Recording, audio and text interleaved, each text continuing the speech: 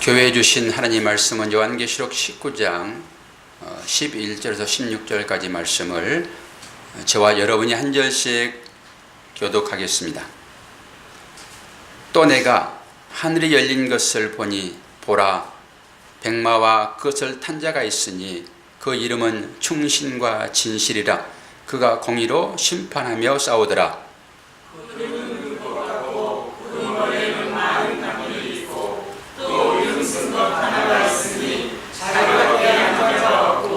또 그가 피 뿌린 옷을 입었는데 그 이름은 하나님의 말씀이라 칭하더라.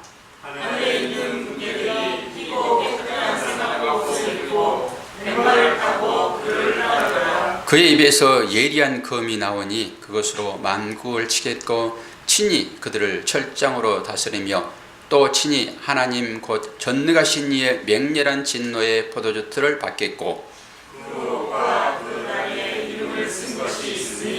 만왕의 왕이요 만주의 주라 하였더라. 아멘. 우리가 지난주에는 아멘 할렐루야 라는 제목으로 천상의 찬송과 어린 양의 호인잔치에 대한 말씀으로 은혜를 나눴습니다. 오늘은 백마 타고 오시는 메시아 예수님 원, 아마 다음 주까지 연결될 것 같은데요. 오늘은 최후의 심판이 누구에 의해서 진행되고 있는지를 살펴볼 텐데, 지난주에는 제가 설교를 듣다 보니까 저는 설교를 기본적으로 동영상을 한 주에 한 두세 번 정도를 듣습니다. 이제 한번 듣다 보게 되면은 제 스스로 결말이 궁금해 가지고 끝까지 듣게 됩니다. 자기가 설교한 설교를 결말이 궁금해 가지고 끝까지 듣는다. 특이한 일이잖아요. 저는 그렇습니다. 제 설교 들으면서 은혜를 받고 지난주에는 설교가 좀 잘 됐다 싶더라고요. 그래서 특별하게 이제 기도하는 동기들이 10사람 있는데 거기 한번 들어보라고 이렇게 올려놨더니 별로 관심이 없어요. 목사들은 절대 목사들 설교 듣지 않습니다. 제가 친구를 칭찬하는 제일 좋은 방법이 뭐라고 했습니까? 하나님께 기도로 친구를 칭찬하는 것, 이것이 최고의 칭찬이거든요. 그러니까 동기 목사나 다른 목사의 설교를 들어주는 것이 그 사람을 칭찬하는 거예요. 뭐 다른 거 없습니다. 또 다른 말로 하게 되면은 사랑한다 라고 하는 것은 옆에 있는 분들의 얘기를 들어주는 거예요. 내 얘기만 해가지고는 그를 사랑한다 말할 수 없습니다. 그런데 오늘 백마 타고 오시는 예수님이 이름을 4가지를 쓰고 계시거든요. 그래서 그 4가지 이름을 오늘 다 얘기를 할 수 없습니다. 2가지 정도만 얘기를 할 것인데 상당히 좀 까다롭고 어렵기도 하고, 제가 특별히 오늘은 원어를 한 5단어 정도 이렇게 설명을 하면서 우리가 하나님께서 어떻게 우리를 사랑하시는지, 이 말씀의 내용이 중요한 것이지 겉으로 드러나는 것은 별로 중요하지 않습니다. 아무리 잘생기고 멋있게 치장했다 하더라도 그 마음 가운데 긍휼한 마음이 없다 하게 되면은 몹쓸 사람이에요. 그러니까 겉으로 봐서 여러분 속지 마십시오. 그 내용이 무엇인가가 중요하지요. 자, 오늘 말씀을 보게 되면은 이 성도들이 사실 지난번에 그 18장 마지막 24장 4절이었나요? 심판하는 과정 중에서 성도의 피들이 있었다. 그리고 그 성도의 피의 신원이 곧 하나님의 진노를 심판을 오게 하는 동기가 되었다. 이렇게 말씀을 드렸잖아요. 그래서 그 심판이라고 하는 것은 성도들의 삶의 신원, 근데 삶의 신원이 저원수 갚아주세요 이런 얘기 아니라고 그랬죠. 하나님 나라가 빨리 오게 해주세요 라고 하는 것이죠. 그런 측면에서 우리가 우리의 삶 가운데 여러 가지 오게 되는 어려움을 한번 짚고 넘어갈 건데요. 이것을 히브리서는 이렇게 얘기를 합니다. 히브리서 12장 7절 보게 되면은 너희가 참음은 징계를 받기 위함이라. 하나님이 아들과 같이 너희를 대우하시나니 어찌 아비가 징계하지 않는 아들이 있으리요. 사실 우리의 삶이라고 하는 것은 고난이죠. 제가 설교를 계속 해오고 있지만은 설교의 내용은 이런 것입니다. 그리고 신앙이 어떤 것이 신앙이냐 했을 때 고난을 어떻게 해석하느냐예요. 고난의 문제를 해석하지 못하게 되면은 여러분 평생 고난 가운데 고생하다가 끝날 것입니다. 우리에게는 다 고난의 연속입니다. 크고 작음이 있을 수 있겠으나 전부 고난의 연속이에요. 이제 이 고난을 해석을 잘 해야 돼요. 그래서 오늘 히브리서 말씀을 하나 뽑고 이 말씀이 어떤 것인지, 우리는 고난을 결국 징계다 이렇게 표현하잖아요. 그런데 이 징계는 뭘 하기 위한 거라고요? 아들 만들기 위한 것이라고요. 아들 만들기 위한 것이다. 근데 이 징계라는 말을 우리가 히브리 헬라어로 보게 되면은 파이데이아. 그러면서 이 뜻은 뭐라고 그럽니까? 교육, 양육, 훈련 가운데도 징계가 들어있죠. 여기에서 어린이라는 단어가 나옵니다. 파이디온이 여기서 생겨납니다. 그렇기 때문에 이 징계는 아이들을 훈련시키는 거라고요. 그러니까 하나님을 믿는 하나님의 자녀들도 아이일 때는 훈련을 받아야 됩니다. 이것을 징계라고 그래요. 징계. 이런 의미로 살펴보셔야 돼요. 그리고 이 징계가 있었을 때 우리는 하나님께서 그 징계가 다양한 방법으로 올 수 있죠. 징계를 하나님께 직접 하는 경우도 있고, 내지는 이임한 경우도 있습니다. 이임한. 그럼 그걸 누구한테 이임하냐 그랬을 때 욥의 처지를 살펴보면 되죠. 욥은 사탄에게 이임돼가지고 욥이 고난을 받잖아요. 그러니까 욥이라고 하는 사람은 왜 나한테 이 시험이 임했는지를 전혀 모릅니다. 근데 우리는 다 알잖아요. 우리는 결론을 가지고 신앙생활하기 때문에 답을 알고 시작을 합니다. 그래서 말씀을 해석할 수 있죠. 욥은 자기는 아무것도 모르는 상황에서 애매한 고난이라고 여겨지지만은 하나님의 사랑하심이 거기에 녹아있다라고 하는 것이죠. 그런 측면에서 볼 수 있죠. 그러면 징계가 또 하나님의 시험이 우리들에게 임했을 때 어떤 사람은 재산의 파손이 있을 수 있어요. 그러니까 욥에게 모든 재산들이 없어지는 것처럼, 그것은 자녀까지도 포함되는 거잖아요. 그리고 또한 욥이 시험을 당할 때 신체적인 어떤 시험을 여기 직접 당하잖아요. 그랬을 때 우리는 하나님을 향하여서 어떤 기도를 합니까? 하나님 고쳐주세요. 이것을 라파라고, 라파. 그러면 이 라파를 할 때 우리는 여호와 라파는 말 들어보셨죠? 여호와 라파. 그리고 여호와 리시 이런 거 아시잖아요. 그러니까 여호와는 치료자이시다 이런 것이죠. 그리고 여호와는 승리의 깃발이시다 이런 말입니다.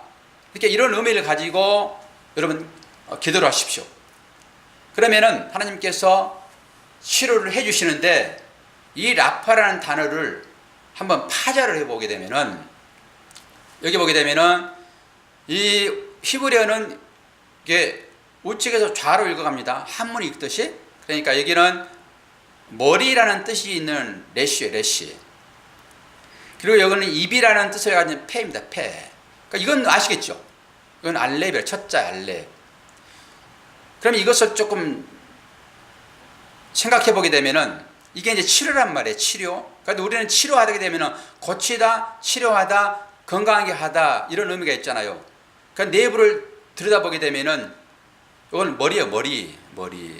그리고 이거는 입이에요. 그러니까 입과 머리가 하나님의 뜻에 합당되게 하다 이런 것입니다. 라파라는 것이 여호와 라파, 여호와께 치료하시다라고 하는 것은 그 의미가 있다고요. 이 헬라어나 우리 한글 단어는 글씨 하나의 의미가 별로 없어요. 그러나 히브리어는 100% 글씨 하나의 이름이 다 들어있습니다. 뜻이 다 들어있습니다. 그러니까 이건 머리 그랬을 때 레시 하게 되면은 또 레시를 또 풀어요.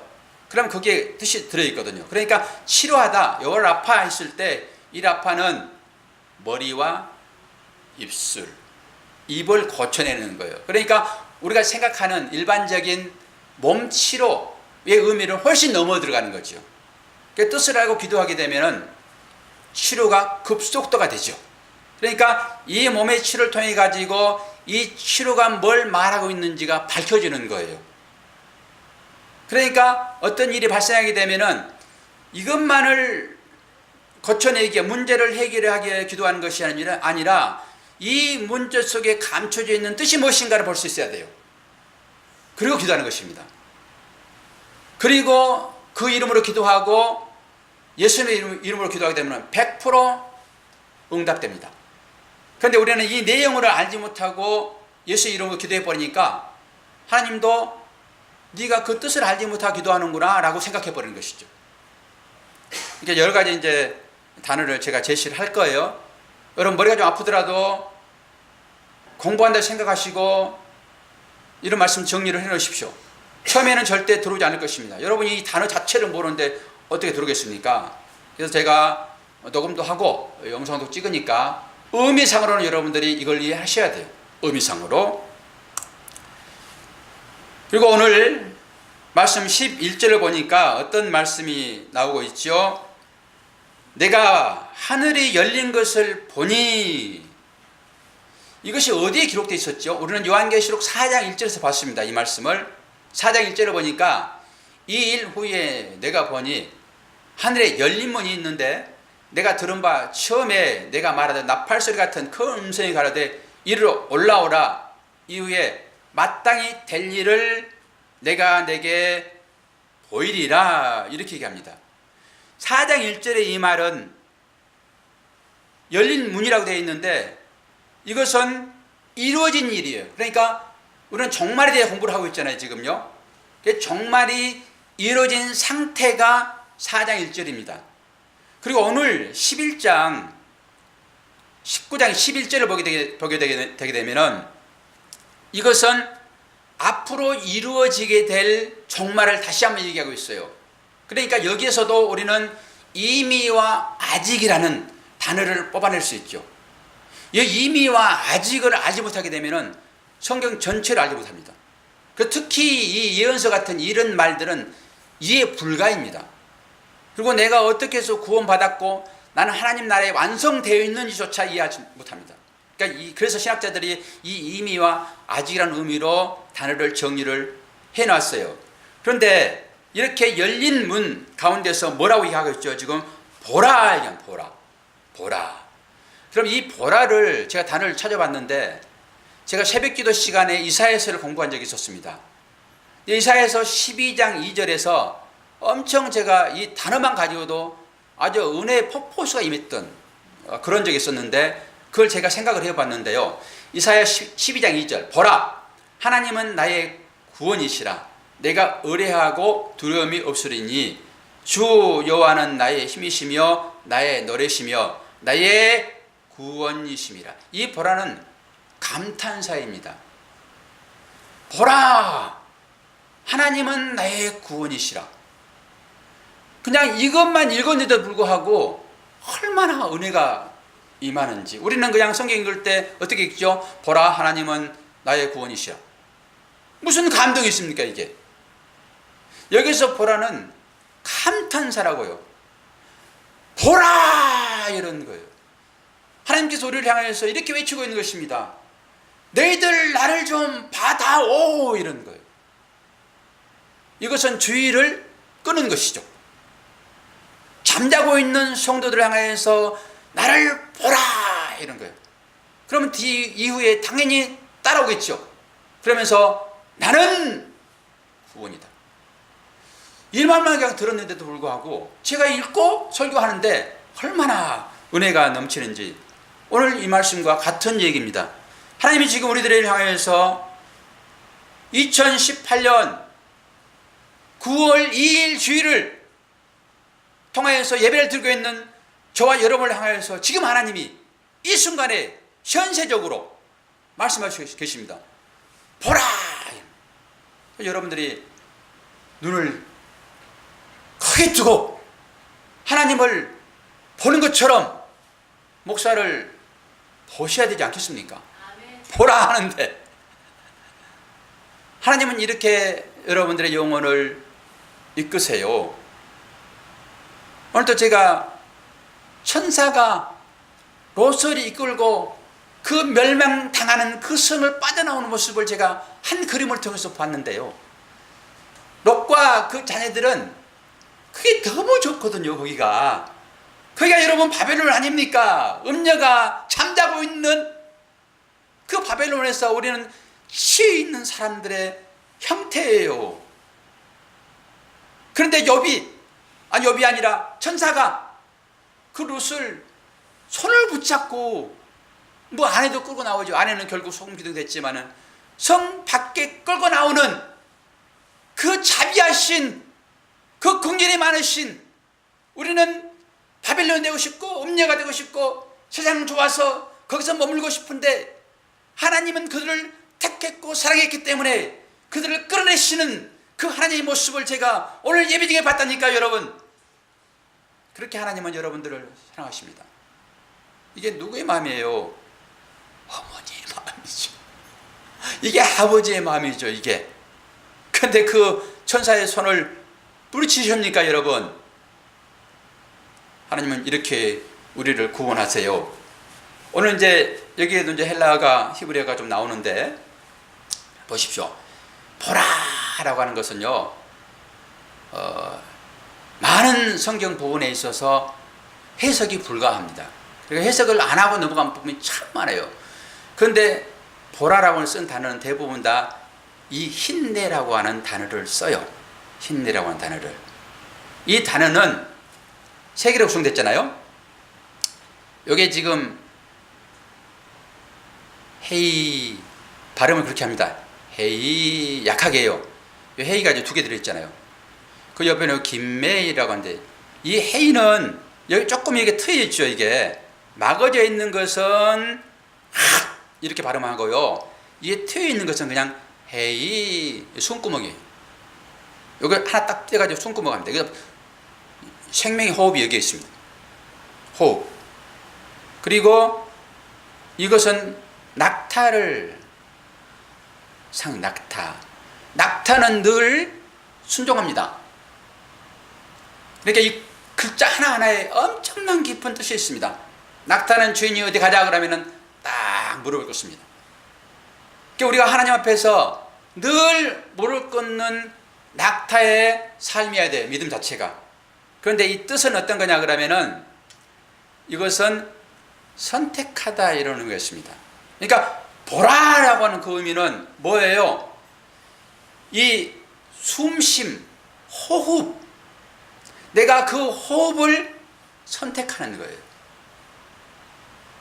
그러니까 이런 의미를 가지고 이제 여기에서 보다라고 하는 의미가 있어가지고 이것을 그냥 흰내로 풀어버린 것 같아요. 학자들이. 그래서 보라 그러면서 자 이런 의미가 있어요.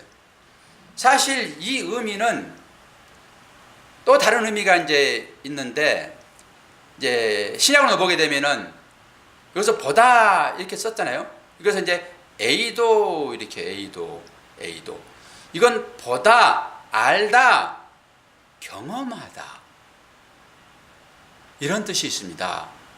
그러면 경험하다 이랬을 때 우리는 어디로 가야 되죠? 히브리어로 들어가게 되면은 동침하여 아이를 낳다. 누가 그랬죠? 누가 동침하여 아이를 낳습니까? 여러분, 에덴 동산에서 쫓겨난 사람이 누구예요? 아담, 하와 동침하여, 이게 야다라고 했어요. 그러니까 그냥 알다 이런 의미는 어떤 것이에요? 깊이 느끼는 거예요. 경험적으로 아는 거예요. 그러니까 우리가 하나님을 알 때, 여러분, 하나님? 예수님? 예수 믿고 구원 받으시오. 이렇게 구원 받습니까? 그거 알아가지고 구원 받습니까? 그 의미가 뭔지를 알아야 돼요. 그래서 부부관계를 통해 가지고 하나님을 아는 것처럼 아는 것입니다. 요게 에이도예요. 그래서 보라 했을 때 이런 의미가 거기에 포함되어 있는 것입니다. 이런 의미가. 그리고 이 말이 어디에 써 있냐 그러면은 요한복음 20장 20절 보니까 이 말씀을 하시고 섬과 옆구리를 보이시니 제자들이 주를 보고 여기 A도 똑같은 단어를 쓰고 있습니다. 기뻐하더라. 이 보다라고 하는 의미는 예수님과 관계되어 있어요. 제가 여러 단어를 찾아봤는데 A도는 특히 예수님과 관계됐어요.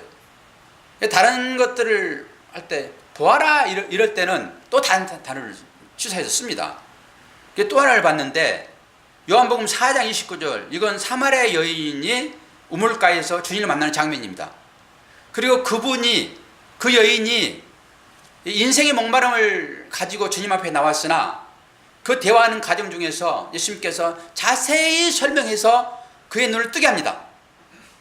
그의 눈을 뜨게 했더니 그가 예수의 빛을 통해 가지고 이분이 누군지를 깨닫습니다. 그러니까 예수의 빛이 아니고서는 여러분 예수를 알 방법이 없습니다.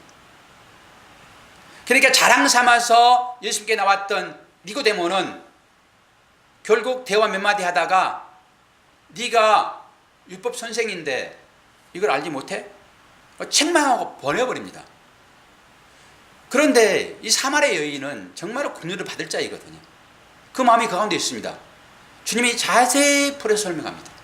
이렇게 마지막에 이분이 누군지를 압니다. 그래가지고 4장 29절 보니까 나의 행한 모든 일을 내게 말하는 사람을 와 보라. 여기다 A도를 씁니다. 이는 그리스도가 아니냐.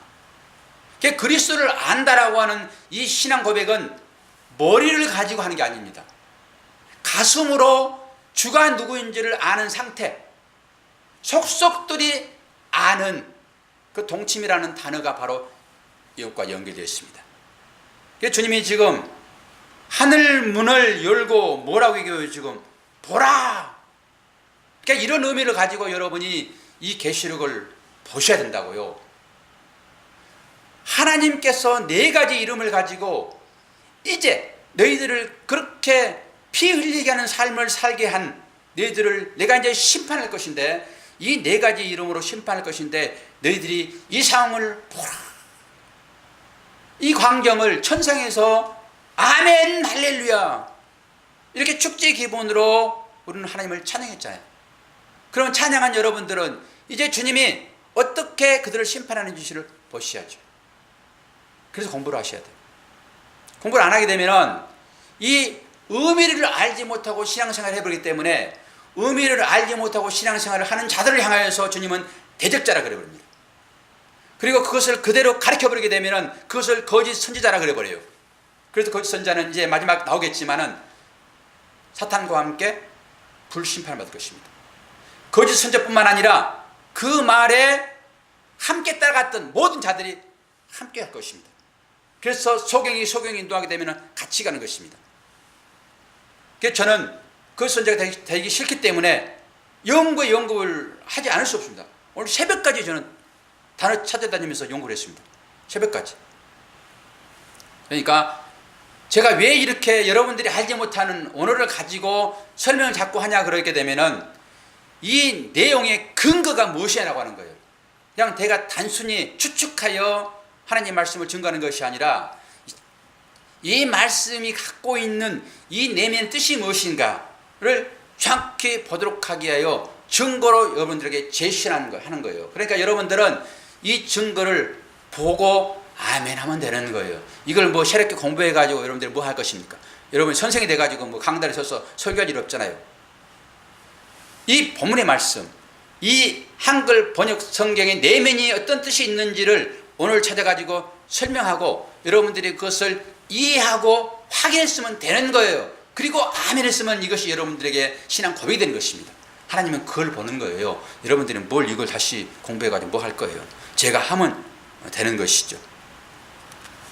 자, 그러면서 보라, 하나님은 나의 구원이시라. 내가 의뢰하고 두려움 없으니 주 여호와는 나의 힘이시며 나의 노래시며 나의 구원이시라. 이게 구약 성경이에요. 이 말 보라는 단어가 1000번 있습니다. 1000번. 시약 성경에는 200번 나와요. 그런데 이런 비슷한 뉘앙스가 풍겨진 말이 찾아보니까 2200번. 뭐 제가 다 쓰는 건 아닙니다. 사전이 잘 나와가지고 탁 치면요 톡 튀어나와요. 그렇기 때문에 연구하기가 훨씬 쉽죠. 옛날에 이거 정말 공부하기 힘들었습니다. 요즘에는 조금만 바탕만 좀 깔아놓게 되면은 자료들이 너무 많기 때문에 충분히 공부할 수 있습니다. 네, 그런 것에서 제가 찾아내고 다 하는 것이죠. 네, 그러면서 이어서 누가 소개됩니까? 오늘 말씀 주제 서구 제목처럼 백마탄자가 소개를 합니다. 그 백마탄자의 이름을 네 가지로 들어서 설명을 해요. 여기 백마탄자 나옵니다. 이 그림을 한번 보십시오. 이 그림이 무슨 그림인지 아십니까? 누구세요? 이분이? 예수님이십니까? 자칭 예수라는 사람입니다. 이게 신천지 누구라고요? 이만희 씨예요. 성경을 잘못 풀게 되면은 겉으로 드러나는 이렇게 행세를 합니다. 예수님께서 백마 타고 재림해서 심판한다고 그러니까 이분은 지금 자칭 재림주예요. 그리고 성령이라고까지 합니다. 그러면서 이렇게 자기는 재림주다라고 이 자기 말이 있습니다. 그러니까 이게 우리가 그동안에 전부 이런 식으로 하나님의 말씀을 봤어요. 이 내면이 무슨 말인지는 전혀 알지 못하고 겉으로 한글로 그냥 써놓는 이 말을 따라서 신앙생활을 해버리니까 이런 우스꽝스러운 모습으로 나온다 이겁니다. 이게 하나님 보시게 되면 얼마나 우습겠습니까? 이 영적인 의미가 있는데 예수를 상징적으로 지금 보여주고 있다고요. 근데 자기가 재림주라고 예수라라고 생각을 하니까 이 글자 그대로 백마를 타는 거예요. 그러니까 여러분들이 이웃을 구제하라, 이웃을 사랑하라 라고 하면서 일반적인 그런 개념으로 똑같이 해버리게 되면은 이와 같은 모습으로 열매가 맺어질 것입니다. 의미를 알지 못하고 제사 드리는 구약시대 때 사람들은 전부 다 희생제사를 계속 드렸잖아요. 그런데 그게 너무 신학에 넘어와가지고 그들이 계속 희생제사 드리는 거예요. 내가 왔는데 왜 너희들은 나를 예수를 알지 못하고 구세주를 알지 못하고 계속 예수를 죽이니? 성령이 찾아올 수도 있게 하잖아요 이제. 그러니까 이 계시록을 볼 때도 이게 세대주의, 연대주의로 보게 되면 딱 이렇게 표현할 수밖에 없어요. 여러분들이 이 사진을 보면서 설교를 조금 이제 해석을 좀 들으니까 얼마나 우스꽝스럽습니까? 여러분들이 이렇게 말 타고 다니시렵니까? 자, 그러면서 오늘 어떤 말씀을 주냐 그러면은 첫 번째 예수님이 어떤 이름을 주시죠? 충실과 진실이라는 이름으로 나옵니다. 백마탄자 이름을 그렇게 이제 부르는 거예요. 충실과 진실. 그리고 두 번째가 뭐예요? 자기밖에 아는 자가 없는 이름이라고 그래요. 여기 좀 까다로워요. 그리고 세 번째가 뭐냐 그러면은 하나님의 말씀이라고 해요. 네 번째가 만왕의 왕이요 만주의 주라고 백마탄자를 이름하고 있다고요. 다른 말씀들은 대부분 다 우리가 이 단어만 가지고 추측해 볼 수 있죠. 뭐라고 그래요? 지금 충신과 진실 추측이 되잖아요. 그리고 하나님의 말씀, 예수님 말씀이라고 그러잖아요. 그건 우리가 너무 잘 아는 사실들이잖아요. 예수님 말씀. 그래서 말씀의 검이 우리를 이제 치게 되는 거죠. 그리고 만왕의 왕이요 만주의 주, 이건 너무나 많이 했던 말씀들이에요. 제가 해석을 겉뜨겠지만은 오늘은 이제 어려운 것이 자기밖에 아는 자가 없는 이름. 이걸 뭐라고 그러죠? 비밀이라고 그래요. 비밀. 감춰있다 이런 것이죠. 우리 요한계시록 2장 17절 다 봤죠? 한번 읽어볼게요. 귀 있는 자는 성령이 교회들에게 하신 말씀을 들을지어다. 이기는 그에게는 내가 감추었던 만나를 주고 또 흰돌을 줄 터인데 그 돌 위에 새 이름을 기록한 것이 있나니 받은 자 밖에는 그 이름을 알 사람이 없느니라. 알 사람이 없느니라. 이게 이제 비밀이다. 비밀. 비밀을 미스테리온 그럽니다. 여기에서 미스테리가 나옵니다. 감춰진 것이란 감춰진 것. 그러니까 우리가 이제 첫 번째 좀 해석을 해볼까요? 첫 번째 그 이름, 백마 타고 오신 분의 이름이 뭐라고 그럽니까? 충신과 진실이라. 충신과 진실. 여기서 이 이름은 어떤 것이냐? 악의 세력을 완벽하게 파괴할 수 있는 이름입니다. 마지막 지금 심판이 진행되어지고 있죠. 제가 앞으로 심판이 없을 것입니다. 이런 지난번에 설교의 의미는 성도들은 심판을 받지 않습니다. 누구만 심판을 받지요? 악의 세력이요. 그리고 그 바벨론적인 악의 세력에 빌부터 살아갔던 사람들. 그는 하나님의 자녀들에게 심판이 내려지지 않으나 채찍은 내려집니다. 채찍은. 그래서 회개로 나오게 하는 것이죠. 이게 징계예요. 징계. 요 징계는 심판하고 다른 개념입니다. 요 징계를 통해서 뭘로 나오냐? 아들로 나와요. 아들. 상속자로. 그러니까 상속자 만들기 위한 과정으로 파이데이아가 쓰여지는 것입니다. 징계라는 단어가. 여러분 가운데 상당히 두려움이 있을 수 있어요. 요한계시록을 들으면. 그러나 하나님의 자녀는 비록 아픔이 있는 삶의 여정 가운데 들어있으나 그건 회개를 촉구하는 하나님의 간섭함인 것이지 심판은 아니다. 제가 그런 의미로 자녀들에게 다시는 심판이 없을 것이다.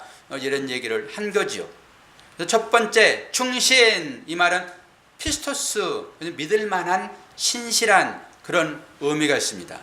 그리고 진실, 알레티노스, 이걸 진실, 알레테이아, 그래서 진리입니다.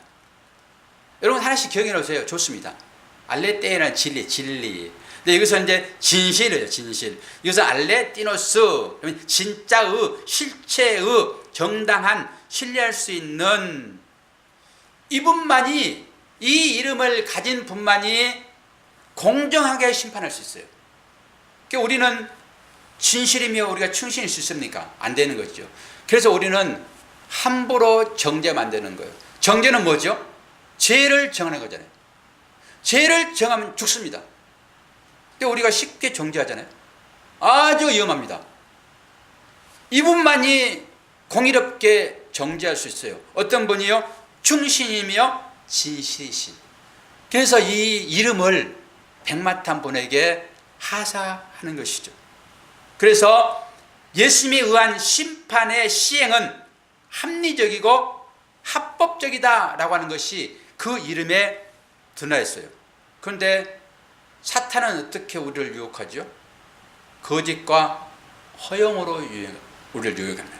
성도들을 미혹하는 거죠.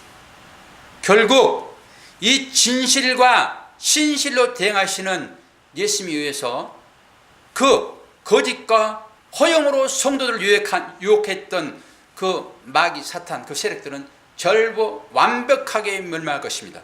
그 이름이 뭐냐고요? 진실, 충신이라고요. 두 번째 이름, 이게 좀 까다로워요. 요거가 이해가 되지게 되면 성경 전체가 훨씬 밝게 드러날 것입니다. 그래서 제가 설교를 하다가 다 못할 수도 있어요. 성찬식 때문에. 그러면 제가 어차피 뭐 다음 주에 또 그 나머지 두 이름을 가지고 설교할 것이니까 연결시켜서 하면 될 것 같아요. 자, 두 번째 이름, 자기밖에 아는 이름. 요게 2장 17절, 이게 이제 감춰졌던 이름이라고 얘기를 하고 있는데, 이게 2장의 말씀과 긴밀하게 연결되어 있어요. 이게 자기밖에 아는 자가 없는, 이게 이제 비밀이잖아요. 비밀. 이게 감춰진 것이잖아요. 감춰진 것. 여기 2장과 연결되어 있다, 이렇게 이제 보시면 되겠고, 그러면은 이 다양한 이름을 가지신 백마탄 예수님이 무엇을 하십니까? 결국 죄와 싸웁니다. 죄와 싸운다, 이걸 생각하세요. 그러면은 좀 어려운 개념이긴 하지만은 일단 들어놓으세요. 우리는 지금 죄의 문제는 완벽하게 십자가를 통해서 해결됐잖아요.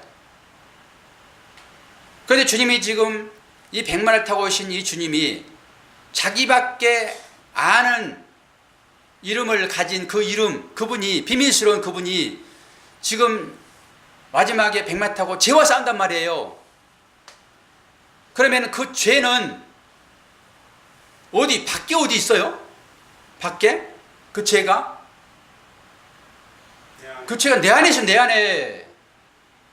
제가 좀 성급하게 들어오긴 했으나 여러분들이 생각할 때 백마 타고 오신 그 주님이 어디 밖에, 나 외에 밖에 어디 누구하고 싸운 것이다 이렇게 생각할 수 있는데, 들어오면은 내 안에 죄와 싸우는 거예요.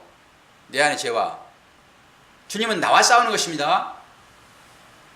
그러면은 내 안에 무슨 죄가 있나요? 죄의 문제는 우리가 온전히 다 해결됐다라고 고백하잖아요. 그렇기 때문에 구원의 완성을 우리가 맛본 자이고, 그런데 죄와 싸운다 이런 거잖아요. 그럼 내 안에 죄가 또 있나? 그럼 주님이 온전히 구속한 그 죄는 뭐고, 주님이 완벽하게 구속하지 않고 한 1% 남겨놨나? 이런 생각할 수 있잖아요. 죄와 싸운다고 그러니까. 그럼 이 죄는 어떤 거냐 그랬을 때, 여러분, 그림자라고 보시면 돼요. 그림자. 그러니까 허물 정도로 보시면 돼요. 허물. 완벽하게 죄가 다 소멸되려고 하면은 우리는 이 육체를 벗어야 됩니다. 이 육체를 벗는 순간에 우리는 새 몸을 입습니다. 그리고 주님처럼 하나님 나라에서 영원히 그분과 함께 살 것입니다. 그리고 심판받을 자들은 이 몸을 벗고 그 죄를 가지고 죄의 몸을 입고 영원히 멸망 가운데 있을 것입니다. 그러니까 무슨 죄와 싸우냐 그랬을 때 주님이 해결한 그 완벽한 해결을 생각하지 않고 무슨 또 죄가 남아있어가지고 주님 다시 싸울까? 이런 걸 생각하지 마시라고 제가 말씀을 드리는 것입니다. 개념적으로 정리를 하시려는 거예요. 그러니까 우리한테는 그런 허물이 그림자로 남아있다. 이걸 다른 말로 오물이라고 하시죠. 오물. 어떤 거냐 그러면은 우리가 이제 뭐 하다 보면 시궁창에 빠기도 하잖아요. 옛날에는 똥통에 빠기도 있습니다. 발이. 수시식 변기 안 있을 때는 가끔 그랬어요. 그리고 밤에는 아주 위험하잖아요, 여기가. 그때 빠지면은 얼마나 기분 나쁩니까? 그러면 그게 아무리 씻어도 여러분 냄새가 안 가시죠? 씻었으나 아직 가시지 않는 냄새 정도로 보시면 돼요. 그 정도로 이제 개념을 정리를 해 놓으시면 돼요. 아, 무슨 예수님께서 완벽하게 죄를 해결했는데 무슨 또 죄와 싸우시나? 그런 생각 갖지 마시라고 하는 것이죠. 이게 엄청 어려운 개념이에요. 그러나 여러분이 이해를 하셔야 돼요, 이거. 안 그러면 복잡해져요. 그래서 결국 싸움이 외면적인 싸움처럼 보이겠으나 결국은 우리의 내면의 그림자적인 죄와 완벽하게 청소하시고자 하시는 그 하나님의 싸움이 시작되고 있다. 그러니까 그 싸움은 언제까지 이루어질 것인가? 완벽하게 우리가 죄 소멸로까지 다 태워질 때까지. 그것은 우리 종말의 때예요. 그것까지 싸우는 것입니다, 주님이. 그러니까 평상시에 나는 전혀 어려움이 없이 해피. 그러면은 잠시 하나님께서 여러분들에게 힘을 주신다라고 생각하셔야지, 이것이 구원받은 자의 삶의 원형이야. 큰일 납니다. 행복할 때 잠시 여러분 하나님께서 휴식을 주겠거든요. 그러면서 그때 여러분 영양가 음식을 드시면서 몸을 좀 이렇게 근육질을 좀 만드세요. 그래가지고 시험에 있다 오게 되면은 그때 이기셔야 돼. 하나님, 이때를 위함이었군요. 그러면 그때 내가 저장해냈으니까. 여러분들이 지금 말씀을 듣는 시간이 바로 그런 시간을 보시면 돼요. 이 정말 강한 메시지예요. 이 말씀들은 실제로 고난을 겪고 있는 분들이 계시잖아요. 그 부분을 이런 말씀으로 여러분들이 잘 해석을 해야지만이 정말로 고난당하신 분한테 이런 말씀 드리기가 대단히 미안해요. 그렇지만은 여러분 똑같이 얘기를 들어야 되잖아요.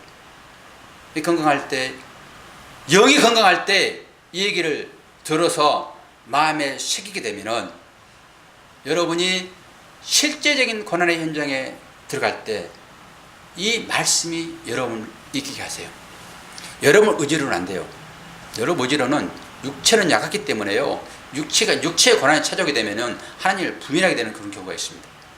그러나 들었던 말씀들이, 이 강한 말씀들이 여러분 마음 가운데 새겨지게 되면은 그 말씀들이 여러분을 이끌 것이라고요. 그리고 그 가운데서 하나님의 마음을 알게 돼요. 하나님의 마음. 그러면은 비록 고난이 찾아오나 고난이 나에게 참 유익이 돼요. 한 가지 덧붙여서 말씀을 드릴게요. 오늘 이 말씀은 좀 뒤로 빼겠어요. 오늘 실제적인 일이기 때문에 제가 말씀을 묵상하면서 생각되어지는 것이 제가 맨날 여러분들한테 드렸던 말씀들이 전부 이런 것들이에요. 제가 나의 행복을 이웃에게서 취하라 이런 말씀 드렸잖아요. 제 간증입니다. 이것은 나의 행복, 나의 기쁨, 나의 즐거움을 직접 나에서 취하지 말고 다른 사람에게서 취해라 이렇게 말씀드렸잖아요. 기억하십니까?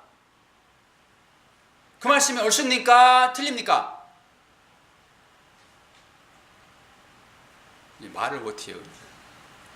여러분 그때는 다 아멘 하셨어요? 그게 하나님 말씀이고 그의 십자가의 삶인 것이잖아요. 주님이 생명을 줘서 다른 사람을 살려내잖아요.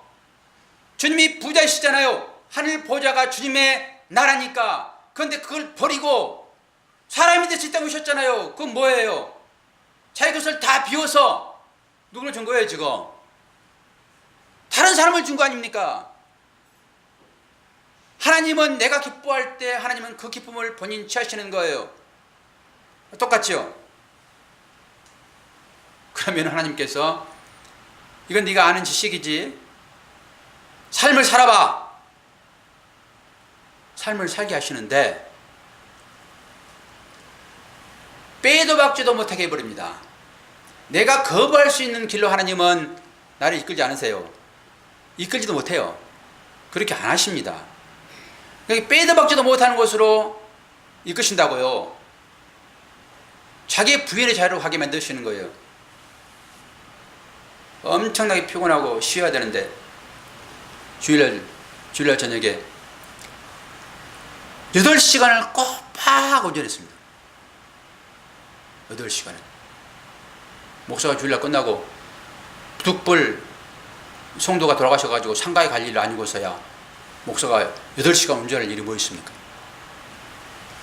그런데 빼도 박지도 못하게 그 비 오는 날 내가 운전 안 하면 안 될 마음으로 탁 돌려 세우시고 운전하게 만드시는 거죠. 제가 안 가면은 그 시간을 어떻게 집에서 고통당합니까? 내가 하고 말지. 근데 마음 가운데서는 도저히 이해 불가. 꼭 오늘 이렇게 이 일을 해야 되냐라고 하는 마음이 속에서 훅 나오는 거죠. 속에서. 지난 주일날이 있습니다. 비가 엄청나게 왔다 갔다 달리는데요. 바퀴가 막 돕니다. 물에서. 옛날 같으면 겁이 나가지고요. 속도를 줄일 것인데 저는 오히려 더 스킬 탄 느낌? 사고는 전혀 두렵지 않는. 왜 그래요? 속에서 불이 다르니까. 불이 다르니까. 그러면서 제가 묵상을 오면서 계속하고 그날 새벽까지 묵상하라고 제가 전했잖아요. 상대의 만족함을 통해서 너 기쁨을 찾아라. 그게 상대의 만족함을 주는 거잖아요. 원하는 거 해주는 것이니까. 근데 완전히 자기는 거기에 희생을 할 수밖에 없는. 그래서 하나님 말씀을 전했더니 꼭 이렇게 하시겠습니까? 새벽 시간에 설교를 어떻게 해야 되냐 이 마음 가지고. 근데 마침 어떤 사람이 안 나오고 다른 사람 안 나와가지고 그분들 앞에서 제가 지난주 설교 제목 아멘 할렐루야 그랬더니 두 분이서 할렐루야 그러더라고요. 내 마음이요 확 녹아지는. 그래가지고 그 미워하는 마음이 눅눅 녹아버려요. 이게 실제입니다. 이 삶을 살아내는 것이 쉽습니까? 이웃사랑이 쉽습니까? 하나님을 믿고 따른다는 그것이 여러분 쉽습니까? 완전히 나를 비우지 않고서는 상대인 주님을, 하나님을 기뻐하게 할 수 없어요. 내가 편하자고 내 마음대로 다 하고 말은 번들어하게 사랑해. 아유, 피곤하지. 하나님 기뻐 받으세요. 뭘 기뻐 받아 이놈아. 네 이웃을 사랑해야지. 이분만 하는 것이 아니라 진짜 너를 희생하여 이웃을 사랑해야지. 그 말을 내가 줬는데 왜 그 말에 순종하지 아니하고 너 입 서비스 하냐? 말로만? 신앙생활이 뭐 실제입니다.